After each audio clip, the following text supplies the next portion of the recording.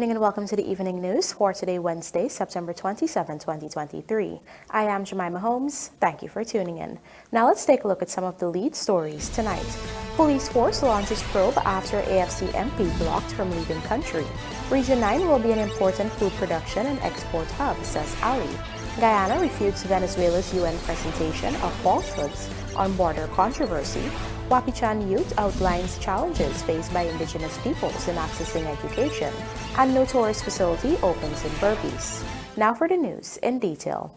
Opposition Member of Parliament and former Government Minister David Patterson has threatened legal action against the state after he was blocked last evening from departing the Chedijagan International Airport for the United States, where he was scheduled to deliver a presentation to the Black Congressional Caucus on Capitol Hill. Here is VENEZUELA'S with our lead story tonight.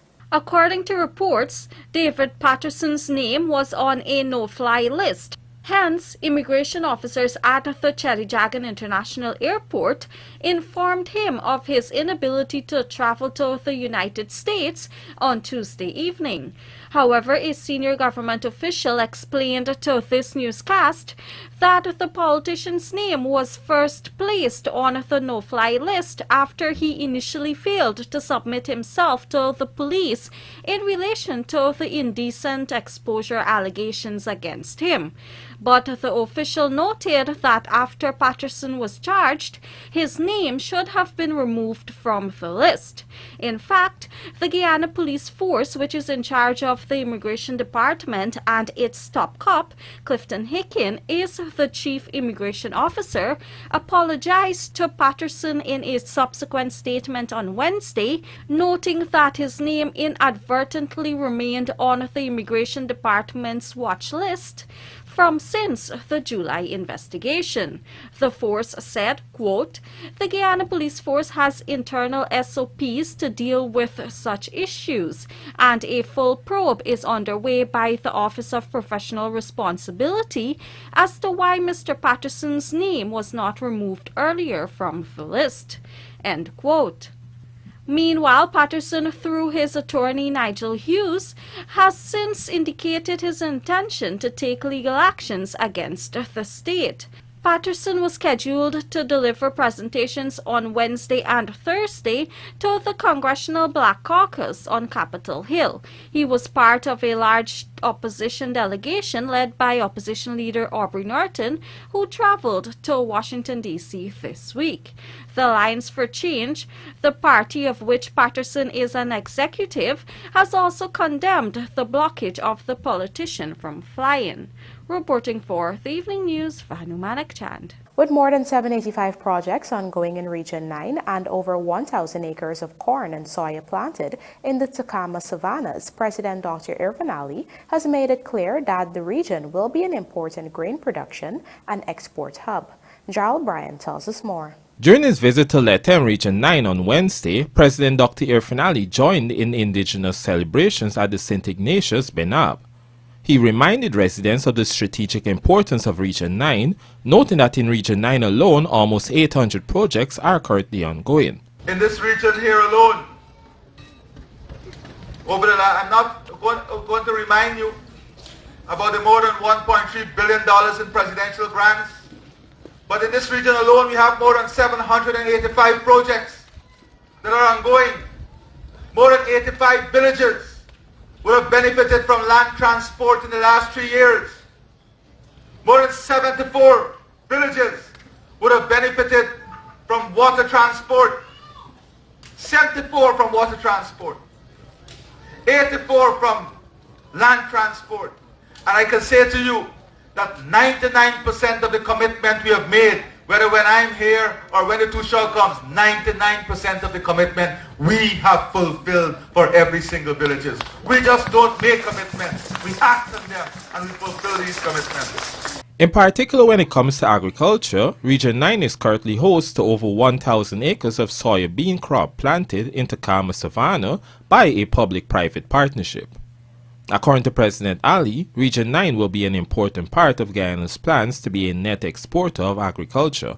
One of the important aspects of building these communities is food security. Here in Region 9, We have been able to spend almost $500 million in different villages to enhance your livelihood and your food security development. But more importantly, with the road that we're doing and the bridges to Georgetown, a whole new market for production will increase. And Region 9 will be an important part of the grain supply. You hear about the war in Ukraine and the impact it is having on the supply of grains globally. Region 9 will be an important part of producing and supplying grains, not only for Guyana, but the entire CARICOM region. Earlier this month, President Dr. Finale had revealed that as of the first half of 2023, Guyana cultivated over 3,000 acres of soybeans and over 1,200 acres of corn. President Ali had also indicated government's commitment to ensuring that by 2026 year-end, Guyana will have 50,000 acres of land cultivated in corn and soya. Jarrell Bryan, The Evening News. The presentation Venezuela made at the United Nations General Assembly on its border controversy with Guyana has been rubbished by Guyana's permanent representative to the UN, Caroline Rodriguez-Burkett, for containing excessive falsehoods, even by their accustomed standards. Find out more in this Jarrell Bryan report. Last week, Venezuela's Foreign Affairs Minister Yvan Gill made a presentation to the UNGA General Debate on the border controversy. Using her right of reply as Guyana's UN Permanent Representative, Caroline Rodriguez-Burkett urged Venezuela not to insult the intelligence of the international community. She called out Gill's falsehoods, including his accusation that Guyana's territory will be used as a platform for military action against Venezuela. The Minister of People's Power for Foreign Affairs of the Bolivarian Republic of Venezuela allowed himself falsehoods that were excessive, even by their accustomed standards of untruthfulness in relation to my country. The intelligence of the international community should not be insulted by Venezuela's allegation that Guyana is allowing its territory to be used as a platform for military aggression against any state, including the Bolivarian Republic of Venezuela. This all derives from Venezuela's grotesque claim to 2/3 of Guyana. Throughout, the government of the Cooperative Republic of Guyana has acted and continues to act in relation to neighboring Venezuela in full accordance with international law. The diplomat urged Venezuela to adhere to Article 4 of the 1966 Geneva Agreement. Article 4 allowed Guyana to have the matter brought before the International Court of Justice, ICJ, after the collapse of the Good Offices mechanism. She made it clear that Guyana would not agree to any other resolution to the border controversy other than a final ruling from the World Court. Accordingly, if Venezuela truly believes that the best or the only way to resolve the controversy is by adherence to the 1966 Geneva Agreement, then it should adhere to that agreement and plead its case to the ICJ and accept the decision of the court when it is issued as a final and binding settlement of the controversy. Last week, Venezuela protested against Guyana's efforts to auction its oil blocks, even though all the blocks are in Guyana's sovereign territory. Since then, Guyana, the United States, and several regional organizations have issued stinging rebukes to Venezuela. Venezuela has also since announced a planned referendum to have its citizens vote on the border controversy with Guyana. Guyana has reached out and communicated its displeasure over this development to Venezuela. Jarrell Bryan, The Evening News. Do stay with us. More news ahead.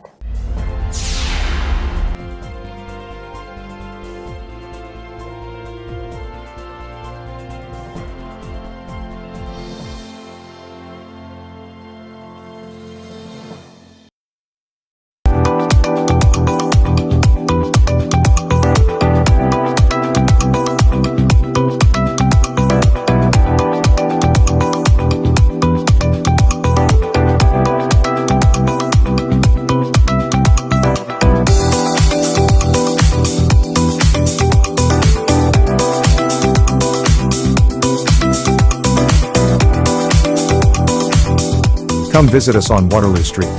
John Lewis Styles. Superbet, your best bet. With many agents countrywide, our products are easily accessible. Visit an agent nearest to you to play your favorite games. Must be 18 years and older. Terms and conditions apply. Play responsibly.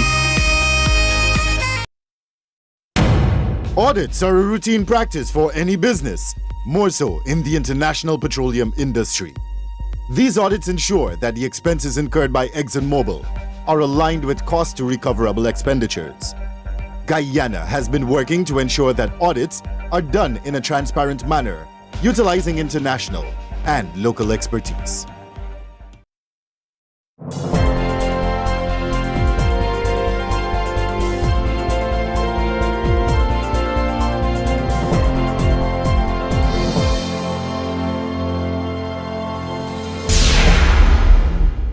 Welcome back. Thanks for staying with us. A 21-year-old WAPICHAN youth currently pursuing higher education at the University of Guyana has shared some of the challenges she and other students face in accessing a better level of education, as she called on authorities to continue to do more to bridge the gap between the coast and the hinterland. Pooja Rambaran has this story. Speaking during a forum organized by the Amerindian People's Association on Tuesday night, 21-year-old Judy Winter, a Wapichan girl from Aishalton Village, Region 9, shared her experiences as an Indigenous youth seeking a sound education. Imagine a young 14-year-old girl in a small Indigenous community in the hinterland who have dreams of attending a university to become a medical doctor, for example. Now, that girl would know that right now those are just dreams because life in the hinterland is hard, especially when it comes to education. So, and most of our parents in the hinterland are farmers. So for now, for her, that would just be dreams. And all she could do right now is focus on excelling at her CXC. Now, this is the reality of many youths in our communities across Guyana, across all regions. Winter spoke about the challenges of dormitory life, where hundreds of children from far-flung hinterland villages would have to move far away from their homes just to be able to attend school.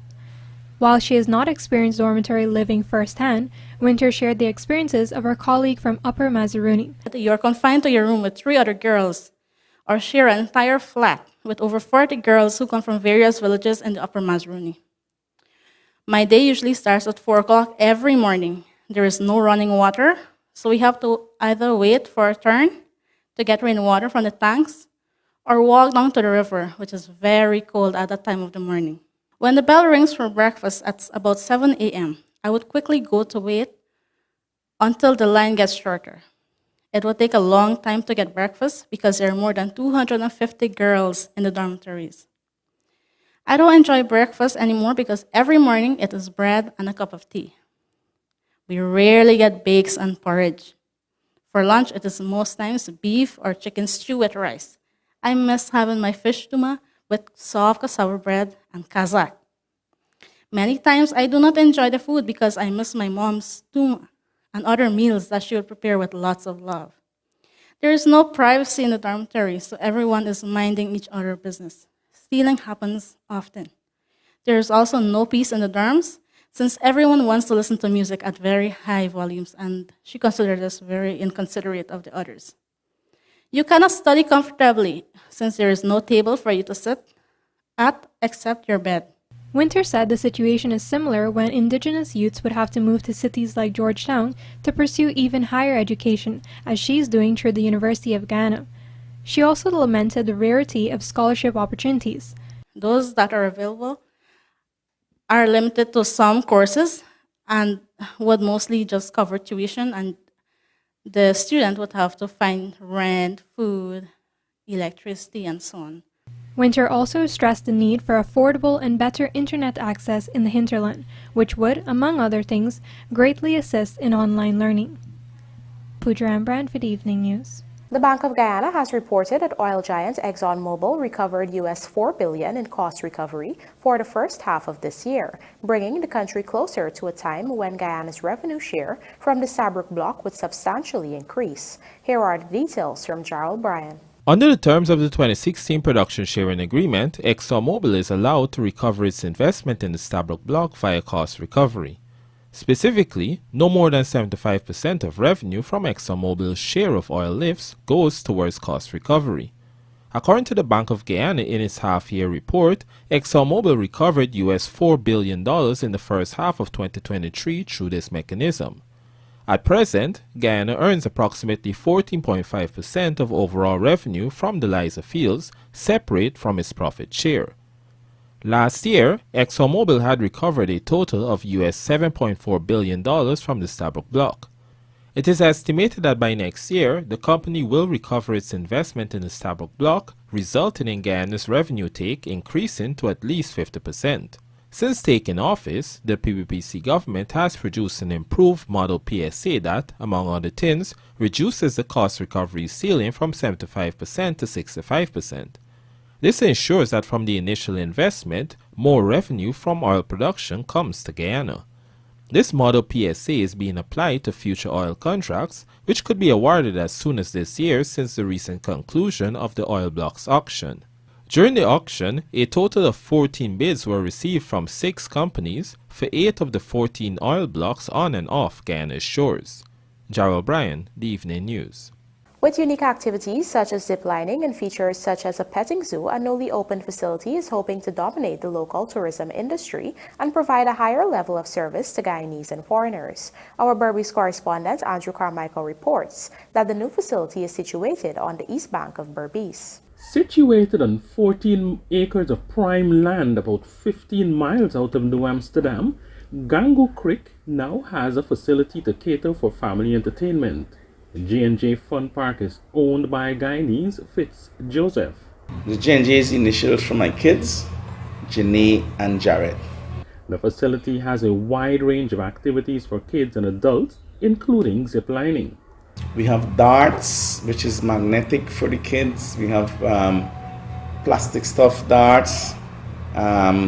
We also have bowling. We have bowling pins, basketball. We also have football for the kids. We volleyball, badminton for the adults, cornhole. I don't know if you guys know what cornhole is, but we have cornhole. It's a game you throw, it's a bean bag that you throw in the hole. We have Jenga, which is a block game that you build. J&J Fun Park also offers nature walk and a trip to the farm where visitors can eat fresh fruits. Joseph explained to the Evening News the inspiration behind him opening up the resort facility. I have the farm and I'm a fun guy. And I was keeping a lot of fun activities at the farm. And I realized that this will be a good attraction, right?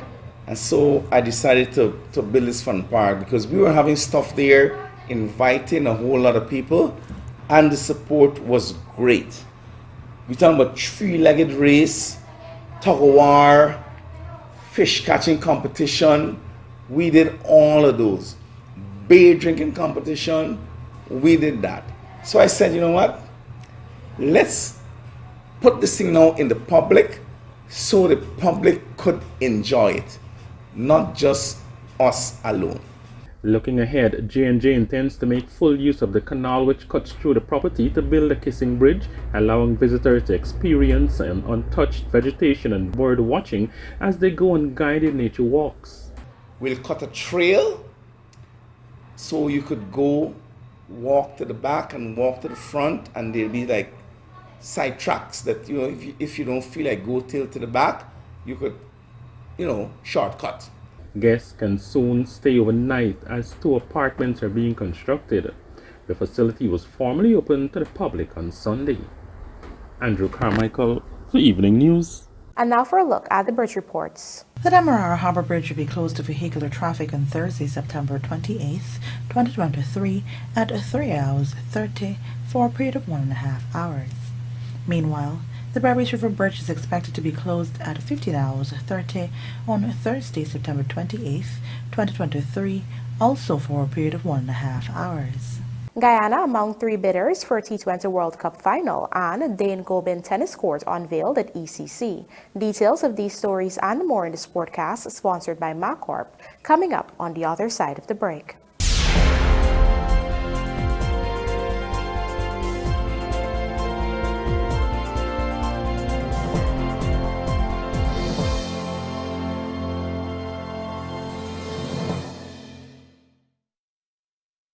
Looking to bring your dream home to reality? Or simply taking on a home improvement project? Then National Hardware Limited is where you should start. Let us put that touch to your home.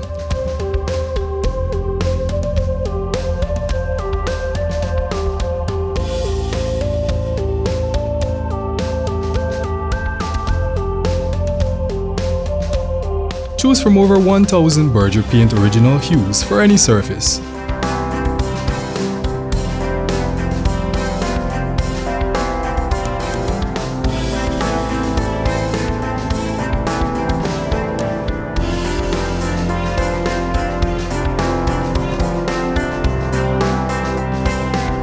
We are known for our trusted brands such as Westinghouse, Philips, Sadco, Rubbermaid, Pyrex, Gibson Home, and so much more. National Hardware Limited, your do-it-best store. Located in downtown Georgetown and industrial site Rhymeville. Contractors, let the quality of your road constructions speak for themselves by investing in a walk-behind vibratory roller from Sylvies. Apart from improving productivity, our roller provides better compaction for soil and asphalt. Designed with the ability to turn, this machine also offers great flexibility for precise work near walls and sidewalks. Order it now before it's gone at sylviesonline.com or at our 31 High and Hatfield Street store.